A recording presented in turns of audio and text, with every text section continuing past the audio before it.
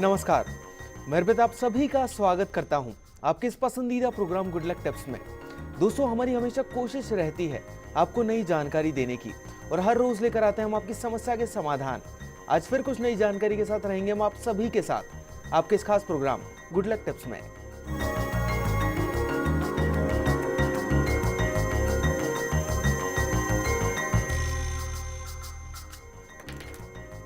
दर्शकों, आज का एपिसोड विद्यार्थी दर्शकों के लिए खास है।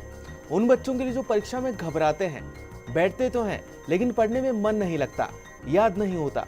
अगर ऐसा है तो मित्रों, घबराने की जरूरत बिल्कुल भी नहीं है, क्योंकि आज कुछ सरल से उपाय जानेंगे जिनसे आपका पढ़ने में मन भी लगेगा और याद भी होगा, जिससे परीक्षा में बेहतर परिणाम मिलेंगे आप सभी को। और इन उपायों पर विस्तार से चर्चा करने के लिए आज हमारे साथ मौजूद हैं जाने माने ज्योतिष आचार्य पंडित मुकेश शास्त्री जी। पंडित जी, आपका बहुत बहुत स्वागत है हमारे स्टूडियो में। जय श्री कृष्ण, जय माता की, जय Shri Hari, very good morning. चलिए दोस्तों, तो देर किस बात की, पंडित जी से जान लेते हैं एग्जाम में अच्छे नंबर लाने के कुछ उपाय। गुड लक टिप कार्यक्रम के सभी दर्शकों के ऊपर भगवान श्री हरि का, माँ लक्ष्मी का, माँ बगलामुखी का आशीर्वाद और कृपा दृष्टि हमेशा बनी रहे। आप सभी का कल्याण। दोस्तों, आज का जो एपिसोड है वो स्पेशली मैंने हमारे बच्चों के लिए, स्टूडेंट्स के लिए, जिनके एग्ज़ाम या तो स्टार्ट हो चुके हैं या एग्ज़ाम आने वाले हैं, उनके लिए ये स्पेशल एपिसोड बनाया है। तो विद्यार्थियों के लिए परीक्षा का समय पास आ रहा है और जैसे ही एग्जामिनेशन का टाइम पास आता है, वैसे ही हमारे जो बच्चे हैं, हमारे जो स्टूडेंट दर्शक हैं, विद्यार्थी जो हैं, उनको एग्जामिनेशन का एक फीवर जैसा सताने लगता है, डर भय सताने लगता है। हम भी छोटे थे तो शायद हमको भी सताता था, सबको ही। पढ़ाई में मन नहीं लगना, याद करा हुआ भी भूल जाना, या लगता हो कि ये जो चैप्टर है वो याद ही नहीं हो रहा है। किताब तो खुली है पर मन कहीं और है, तो पढ़ाई में कंसंट्रेशन ना कर पाना, रात को देर तक नींद नहीं आना, और खुदा ना खास्ता नींद आ भी गई तो मध्य रात्रि में नींद का उचट जाना, हाथ पांव का ठंडा हो जाना, ये परीक्षा के भय के लक्षण हैं। एग्जामिनेशन फीवर बोलते हैं इसको। परीक्षा पढ़ाई का ध्यान रखिए, जो एग्जामिनेशन है वो स्टडीज का केवल एक मापक नहीं है, ये विद्यार्थी के ज्ञान का आकलन है। व्यक्ति के जीवन में उतार चढ़ाव या लाभ हानि इसके द्वारा निर्धारित नहीं होते हैं। किसी भी परीक्षा में सफल होने के लिए कुछ सूत्र होते हैं। उन सूत्रों को जान लेने, समझ लेने और उनका उपयोग करने से निश्चित तौर पे अच्छी सफलता सहजता से प्राप्त हो सकती है। जैसे सोने को आग में तपाकर उसके असली अथवा नकली होने का प्रमाण पत्र प्राप्त किया जाता है, ठीक वैसे ही हर स्टूडेंट को जो ये एग्जामिनेशन रूपी जो आग है, अग्नि है, उसमें तप कर अपने खरे होने का प्रमाण पत्र देना पड़ता है।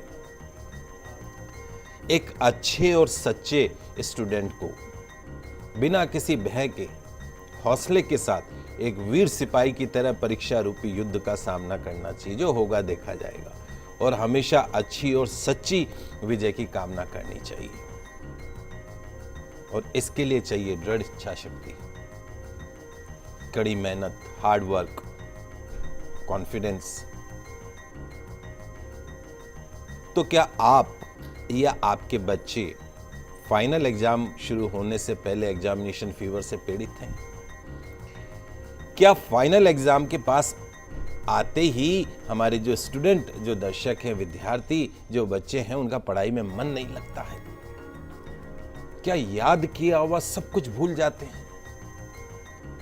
क्या एग्जामिनेशन के नाम से उल्टी, दस्त, पेट में दर्द शुरू हो जाता है?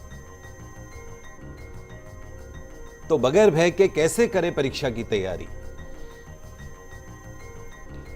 आइए जानते हैं परीक्षा में 100% सफलता दिलाने वाले कुछ सरल से उपाय। लिखते जाइएगा, कागज पेन कलम साथ में लेके बैठ जाइएगा।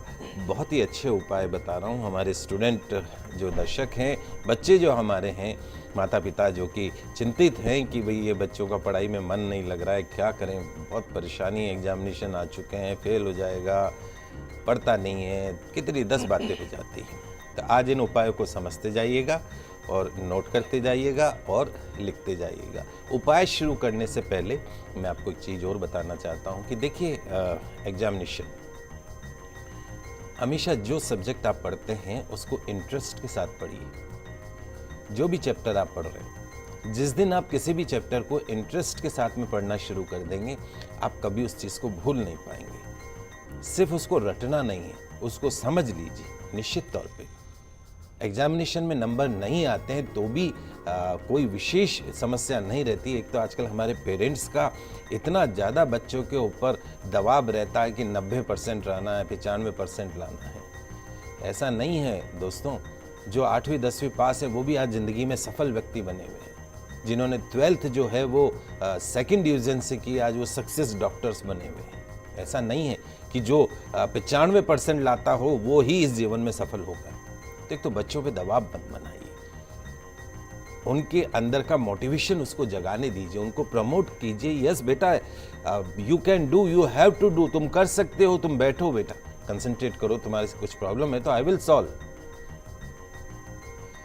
तो शुरुआत करते हैं उपायों के साथ। शनि की 7.5 और ढैया पढ़ने में अरुचि पैदा करती है, तो एग्जामिनेशन टाइम में आपको क्या करना है, सरसों के तेल का छाया दान एक बार अवश्य करना है। एक कटोरी में, कांसे की कटोरे में सरसों का तेल भर के उसमें बच्चे का मुख वो देख ले, ये जो अपने नाखून है उनकी छाया देख के उस तेल को और कटोरी को शनि मंदिर के अंदर छोड़ के आना है। ये एग्जामिनेशन शुरू होने से पहले या उसके बीच में एक बार अवश्य करवा दीजिएगा। हो सके तो लोहे का एक छल्ला मध्यमा उंगली में धारण करवा दीजिएगा। मन को एकाग्रचित्त करने के लिए, कंसंट्रेशन को बढ़ाने के लिए प्राणायाम अत्यंत प्रभावशाली माना गया है। परीक्षाओं के समय 5 से 10 बार तक अपने पढ़ने के स्थान पर प्राणायाम कर बहुत लाभ प्राप्त आप कर सकते हैं। प्राणायाम करना आता होगा, नहीं तो अपने माता पिता से पूछ लीजिएगा, बता देंगे। क्योंकि गणपति जो भगवान हैं वो विद्या के देवता हैं, तो भगवान पूरे एग्जामिनेशन के समय में भगवान गणपति की आराधना करना मत भूलिएगा। उनको बुधवार के दिन लड्डू का भोग लगाइएगा और बच्चों को मंत्र सिखा दीजिएगा। ओम गंग गणपते नमः, ओम गंग गणपते नमः 11 बार ओम गंग गणपते नमः मंत्र का जाप करें तो निश्चित तौर पे भगवान गणेश जी की कृपा से विद्या जो है वो अच्छी रहेगी और 100% रिजल्ट आएगा।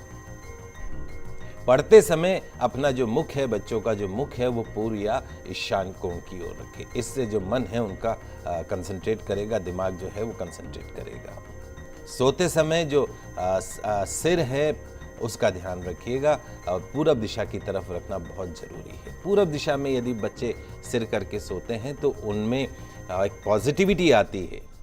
ईस्ट में अगर सिर रखें और वेस्ट में पांव रखें तो पॉजिटिविटी आती है, नींद भी आएगी और प्रातःकाल जब उठेंगे तो ताज़ा और ऊर्जावान महसूस होंगे। बिस्तर में बैठ के बिल्कुल पढ़ाई नहीं करनी है, टेबल कुर्सी पे बैठ के ही आपको पढ़ाई करनी है, ये ध्यान रखिएगा। एग्जामिनेशन में आप मेरी बात मान लीजिए, बिस्तर को छोड़ दीजिए और टेबल कुर्सी पे बैठ के ईस्ट या नॉर्थ फेसिंग करके आप पढ़ना शुरू कीजिए।